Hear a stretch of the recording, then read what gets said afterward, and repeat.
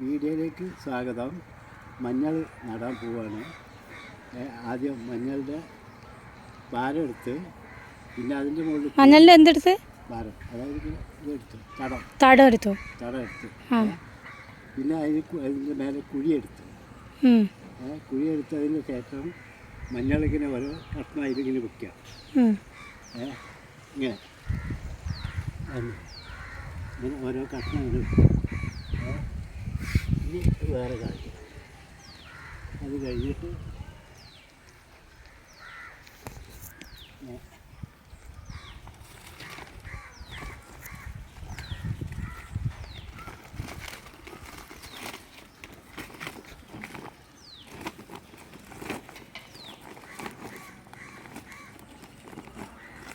വളമാണത്. വളം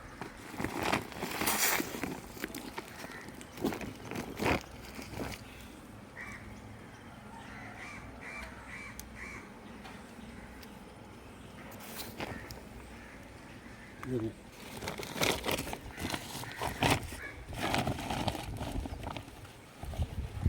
വളം വാരിയിട്ട് ഇതിൻ്റെ മേലെ വളം മാത്രം ഇട്ടാൽ മതി, മണ്ണ് മൂടണ്ട. മണ്ണ് മൂടും. മണ്ണ് മൂടണമല്ലോ, നല്ലല്ലോ.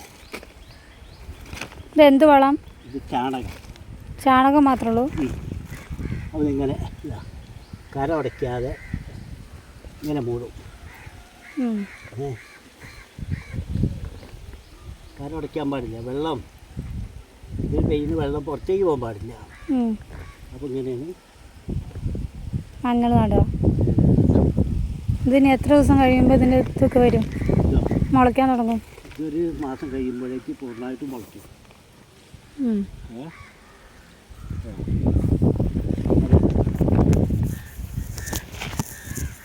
ഈ ഒരു കാര്യം ചെയ്താൽ മതി. ഒരു മാസം കഴിഞ്ഞിട്ട് ഇവിടെ വരിക. അപ്പോൾ ശരിക്കും മഞ്ഞൾ ഇങ്ങനെ മുളച്ച് വേറെ പൊന്തിയുണ്ടാവും. അപ്പോൾ അതെടുക്കാം. പിന്നെ കുറേ കഴിയുമ്പോൾ ശരിക്കും ഇങ്ങനെ പടർന്ന് പൊന്തിച്ച്, അപ്പോൾ കാണാൻ നല്ല രസമുണ്ടാവും. 16 ആകുമ്പോഴേക്കും മുള വരുമോ? 16 ആകുമ്പോഴേക്കും ഇപ്പോൾ ഇതൊക്കെ മുളച്ചതല്ലേ, ഇതൊക്കെ മുളച്ചതാണല്ലോ. അപ്പോൾ അത് കുറച്ചും കൂടെ പൊങ്ങും. ശരിക്കും മഞ്ഞളുടെ ഒരു മാസമൊക്കെ കഴിയണം ശരിക്കും മുള ഒരേ രീതിയിൽ വരാൻ. ഓക്കെ, ശരി എന്നാൽ. അപ്പോൾ ഞാനിപ്പോൾ നിങ്ങൾക്ക് കാണാൻ വേണ്ടി മാത്രം ചെയ്താണ്, പൂർണ്ണമായിട്ട് ചെയ്തില്ല. ഇല്ല, അത് ഞാൻ പിന്നെ എടുത്തോളാം. അപ്പോൾ ഈ വീഡിയോ ഇഷ്ടമെങ്കിൽ ലൈക്ക് ചെയ്യാൻ പറയും. ഈ വീഡിയോ ഇഷ്ടപ്പെട്ടവർ ലൈക്ക് ചെയ്യണം. ഓക്കെ.